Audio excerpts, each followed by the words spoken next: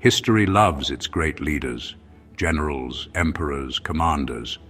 We picture them as masterminds, moving armies like chess pieces, shaping the fate of nations. But there's another force, silent and invisible, that's changed history as much as any human: winter. Winter doesn't wield a sword, but its power is absolute. It can halt armies, break morale, and turn victory into disaster. Imagine endless snow, howling wind, and an army reduced to freezing, starving men. Weapons freeze, horses die, vehicles vanish under drifts. This isn't fiction. It's a recurring scene in history, from Russia's plains to the Ardennes forests. Winter is the great equalizer, testing resilience and preparation. The best-laid plans have shattered in the face of a blizzard. We like to think human will can overcome anything, but nature always has a say. A sudden frost or heavy snow can unravel the most meticulous campaign. War isn't just about men and machines, it's about humanity versus the elements. Winter punishes arrogance and rewards the prepared. The clash of armies is loud, but winter's conquest is quiet and relentless. It drains life from an army, one frozen soldier at a time. To truly understand history, we must listen for the whisper of the winter wind. The real commander on many battlefields wasn't a man, it was the season.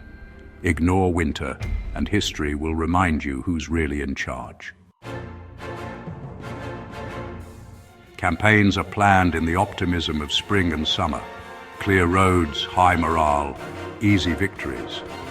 This is the summer general's fallacy, overconfidence born from good weather and early success. Napoleon's 1812 invasion of Russia is the classic example. He expected a quick win before winter. The Russians retreated, stretching his supply lines. The timetable slipped. As autumn arrived, urgency turned to desperation. Leaders ignored warnings, convinced victory was just ahead.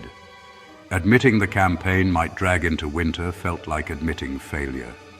So armies pressed on, unprepared for the cold. The first snowflakes brought dread, not triumph. The summer general's dream became a winter nightmare, one of his own making. History punishes those who plan only for sunshine. War isn't just about heroics, it's about logistics. An army marches on its stomach, and in winter, every supply problem multiplies. Food freezes, water sources vanish under ice, and vehicles break down in the cold. Soldiers need more calories, better clothing, and constant fuel just to survive. Without insulated boots and gloves, frostbite and trench foot can cripple an army. The glamour of tanks fades when a lack of winter boots stops an advance. Quartermasters rarely get medals, but their work is the difference between survival and disaster.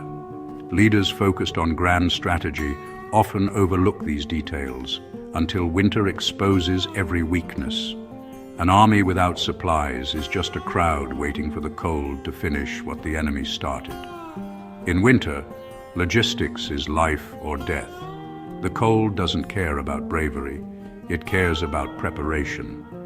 Ignore the supply chain, and winter will do the rest. When armies fall to the cold, we blame General Winter, as if the weather itself were a cunning enemy. It's a comforting myth, letting leaders shift blame from their own failures to nature. Napoleon popularized this idea after his disaster in Russia. But winter doesn't defeat armies. Poor preparation does. The Finnish army in the Winter War proved that with the right gear and tactics, you can fight and win in the cold.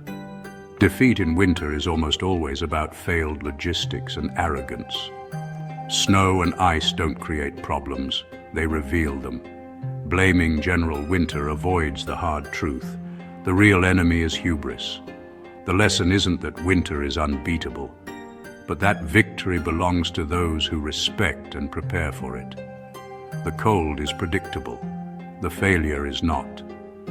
The myth of General Winter teaches the wrong lesson. The real danger is underestimating the environment. In war, nature is not an excuse. It's a test. Stalingrad, 1942-43, a modern army destroyed by winter and arrogance. The German Sixth Army advanced in summer, expecting a quick victory. As autumn dragged on, the Soviets counterattacked, encircling the Germans just as winter hit. Hitler refused retreat, promising supplies by air. A fantasy. The Luftwaffe couldn't deliver. Blizzards and Soviet guns stopped them. Soldiers starved, froze, and died in uniforms meant for autumn, not minus 30 degrees. Frostbite and disease killed thousands before the Soviets even attacked. The real tragedy wasn't just the weather.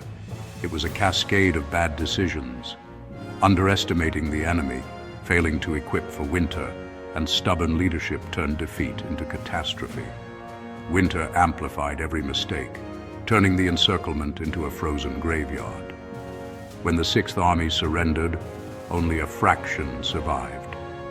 Stalingrad's lesson. Technology is no substitute for foresight. Winter doesn't cause defeat, it magnifies it. The cost of arrogance is written in ice and steel. Preparation, not power, decides who survives the cold. Today, we live in climate-controlled comfort, forgetting the raw power of winter.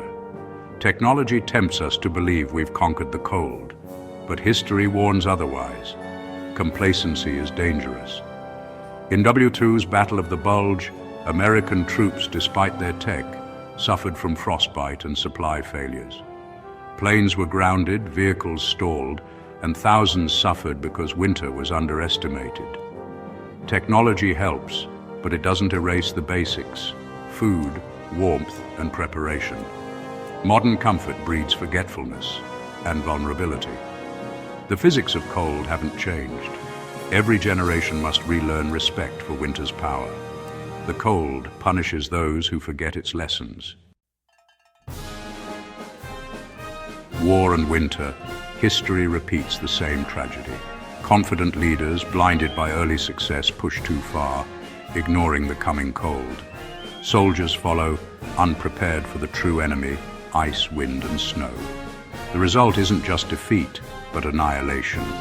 The flaw is pride, the belief that willpower can conquer nature. Napoleon and Hitler both fell to this arrogance. The environment isn't a backdrop, it's an active force with its own rules. The lesson is clear. Respect the environment, prioritize logistics, and learn from the past. Yet, each generation thinks it's immune. The snow-covered battlefields are silent warnings. No matter our technology, some truths are timeless. Winter still breaks the proud and punishes the unprepared. Remember, or pay the price written in frozen graves.